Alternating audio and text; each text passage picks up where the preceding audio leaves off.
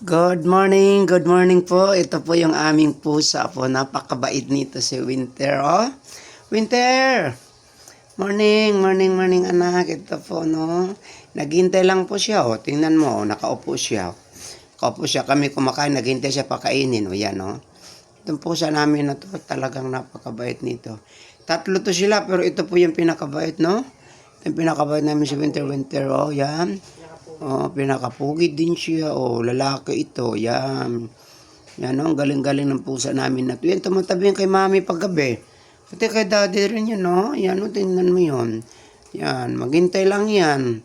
Maya. Tapos pag ano na, pag pinakain mo na yan, oh, matulog na, akit na sa kanyang tulugan. So, yan po, no, yan.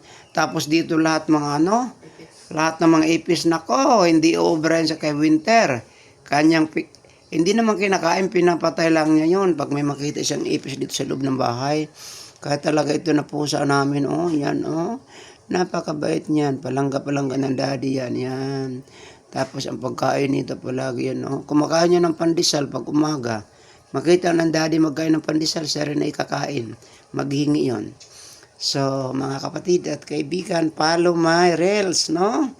Itong ating reels nito po ay sa mga pusa naman tayo. Ayan, di ba? Sa mga animals. Good morning and have a nice day. Bye-bye.